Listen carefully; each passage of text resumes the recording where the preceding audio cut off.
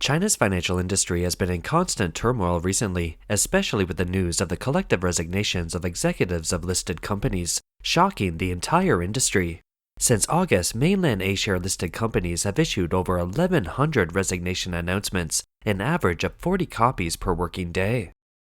The wave of resignations is particularly concentrated in the financial industry, including senior executives such as Wang Tin-Ke, chairman of the People's Insurance Company of China, Liu Jin, president of the Bank of China, and Zhang Rensen, president of China Zheshang Bank. Recently, iFeng.com Finance reported data. In less than a month from August to now, A-share listed companies have issued more than 1,100 executive resignation announcements, far exceeding the number of performance announcements in recent years.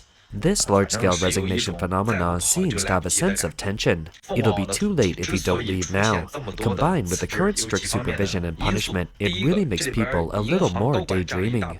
On the one hand, banking industry executives have become the main group in the wave of resignations. Of course, it's not just senior managers. The entire banking system is also experiencing a decrease in employees. According to Wanda data, in the first half of 2024, the total number of employees in the country's 42 mainstream banks was more than 2.53 million, a decrease of 60,000 compared with the same period last year. The main reason is that bank performance is under pressure. The once glamorous banking job is no longer what it once was. Secondly, in the early 1990s, the securities industry was just getting started, and those veteran brokerage executives have now reached the age where they should retire. Moreover, many leading securities firms are controlled by state-owned assets and must retire when they reach retirement age. However, suppose the securities business is booming like in previous years and supervision is not as strict as now. In that case, they will probably continue to make money, but the situation is different now. In the current policy environment, resigning may not solve the problem, and running away may become increasingly difficult. Many netizens believe that this wave of resignations is very strange. Something big happened. The president of the Bank of China suddenly resigned. Reports say that he resigned on his own initiative. Bank of China is the first of the four major banks and the leader among the listed bank companies.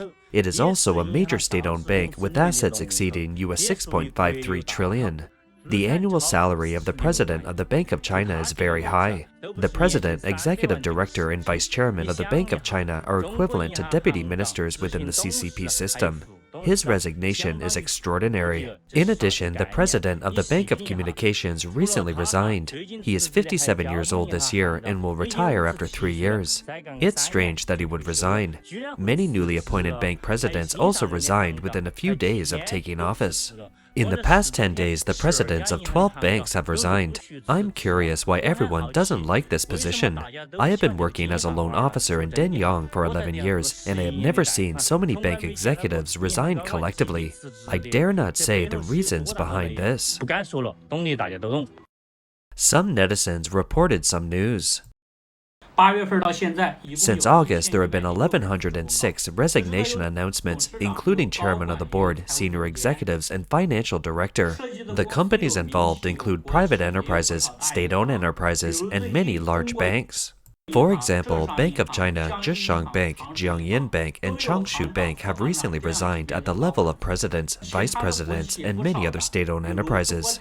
For example, the chairman of China Pacific Insurance Company Limited, the chairman of China National Gold Corporation, the director of China Railway Construction Corporation, and the current chairman of Sinopharm have also resigned. If these leaders resign in such a hurry, something big must be happening. ICBC used to have a vice president named Zhang Hongli who resigned in 2018 because he had accepted bribes. Yang Xiaoyan, the president of the Bank of Beijing, also resigned in 2014 and has lost contact recently.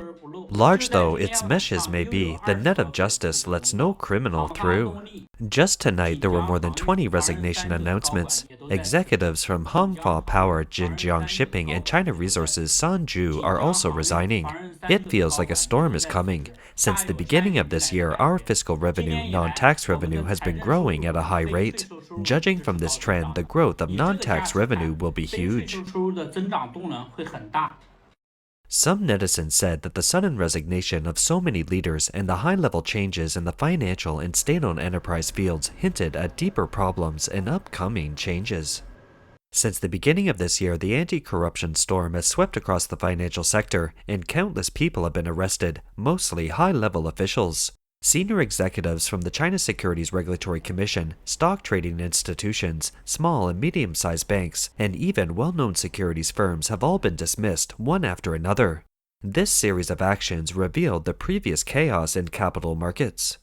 Some experts pointed out that companies lining up for listing may not all aim to become bigger and stronger or create profits for investors. On the contrary, the real purpose of many enterprises may be to take advantage of the opportunity to get rich overnight or even to immigrate overseas. It is precisely because of the spread of this trend that the industry has reached a critical stage where it must be put in order. In addition, statistics from Orient Asset show that in the first half of this year, among the 6 major state-owned banks, the staff reductions at the Industrial and Commercial Bank of China, Agricultural Bank of China, and China Construction Bank were particularly significant. Joint stock banks have also reduced their workforce significantly. Among them, Bank of Ningbo's headcount reduction was the most obvious, with a reduction of as high as 5.71%. As of the end of June this year, Bank of Ningbo had reduced its employees by 1,669, becoming the city commercial bank with the highest reduction rate. The situation at Postal Savings Bank is not optimistic either. In the first half of the year, the number of employees aged 30 and under decreased by 5,263. Many young employees would rather deliver food than stay at the bank. A woman who worked in a bank for many years said that bank workers generally feel tired. She also stated the reason for her resignation. After working in a bank for many years, I find that I am becoming more and more impatient, especially when facing colleagues and leaders who pretend to be busy. I will feel uncomfortable. People who work hard become an outlier in the workplace.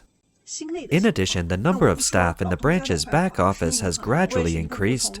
Although some departments have a heavy workload, such as the Planning and Finance Department and the Operations and Management Department, most back office personnel are not that busy. Let's talk about task delegation. In the past, banks were able to complete a large part of their tasks by relying on the natural growth of the economy and the efforts of the president.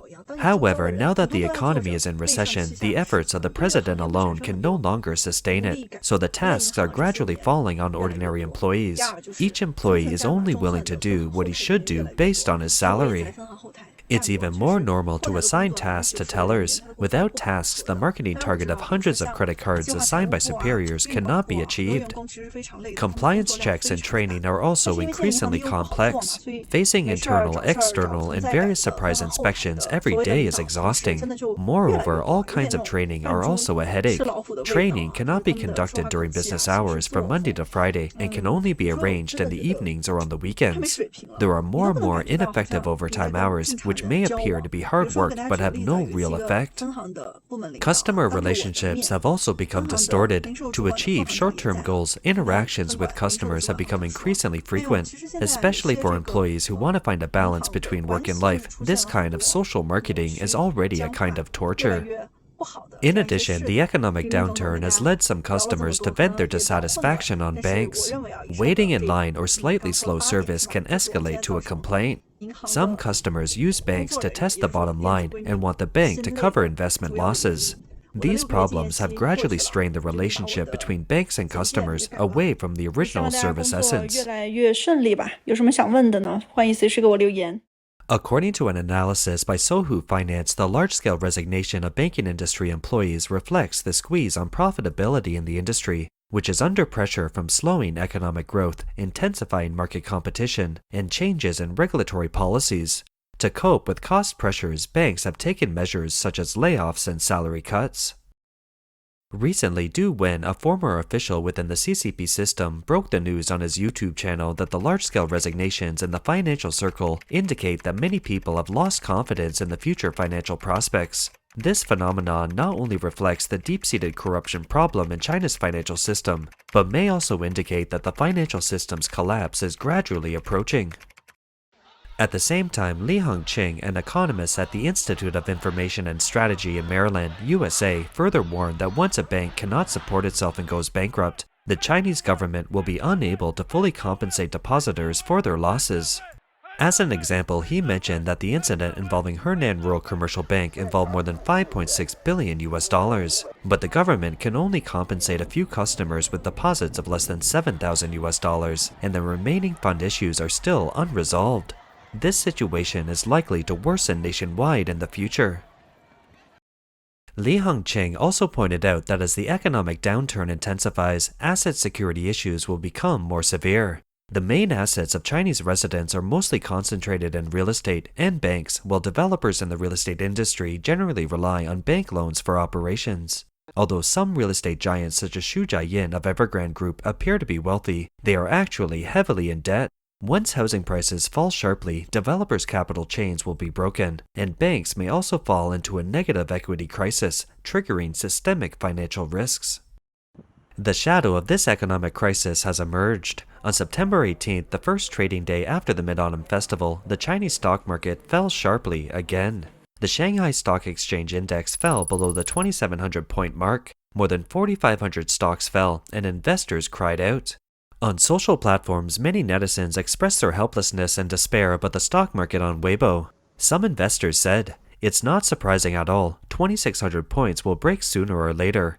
The stock market now makes people nervous, and a lack of confidence is the biggest problem. Others said helplessly, "If it breaks, it will break. Everyone has been mentally prepared. Now I hope that 2,600 points can be stabilized." A financial blogger said, "Today, A shares fell below 2,700 points again after 7 months. The fig leaf of the market has been completely torn off. Nowadays, A shares are in dismal condition. It keeps falling with no end in sight. Whether it's domestic reserve requirement ratio cuts, it will be difficult to change the downward trend of A shares even if the Fed cuts interest rates." This pessimism is spreading among the stock market, and no one seems to be able to predict when the decline will stop.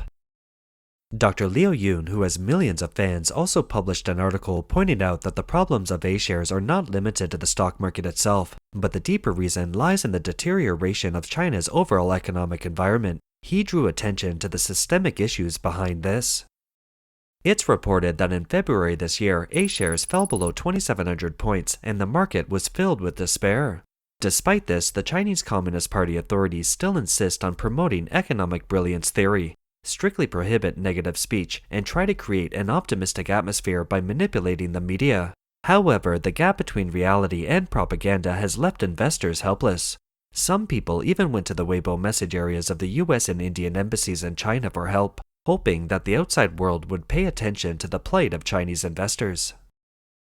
Not only is the stock market performing sluggishly, but China's fiscal situation is also facing challenges. According to a September 17th report in the Chinese media Caihui Linpian, in the first half of this year, China's fiscal revenue fell by 2.6%, but expenditures were increasing, with a fiscal gap of more than 280 billion US dollars. Among the 31 provinces and cities, only Shanghai has achieved a fiscal surplus. Many provinces and cities have a self-sufficiency rate of less than 50%. The self-sufficiency rate of Tibet is even only 10.2%. Experts warn that if the authorities do not adjust policies in time, the local debt problem may become a time bomb. Netizens have suggested streamlining government agencies, severely punishing corruption, and strengthening the management of state-owned enterprises. Some people also question whether the increase in income of government agencies and institutions has increased the financial burden, sarcastically saying that officials' wealth accumulation has not been affected by the local economic downturn. Meanwhile, Ray Dalio, founder of Bridgewater Associates, the world's largest hedge fund, said in an interview with Bloomberg TV that although his family office retains a small investment in China, China faces real problems, especially during an economic slowdown. Dalio believes that China's investment environment is becoming increasingly complex. The real estate and stock markets have declined, and investors have turned to cash for safety. In August, the added value of China's large-scale industrial enterprises increased by only 4.5% year-on-year, further increasing economic pressure. Dalio also compared China's current situation with Japan's real estate bubble in 1990, pointing out that China's challenges are more severe. Nonetheless, he reminded investors not to over-concentrate their investments in any one country to avoid major impacts from fluctuations. Outsiders believe that these remarks not only show Dalio's in-depth analysis of the Chinese economy, but also reflects the complex emotions of global investors towards the future development of the Chinese economy. Xi Jinping faces a particularly difficult test as the Chinese government balances economic growth with avoiding large-scale stimulus policies.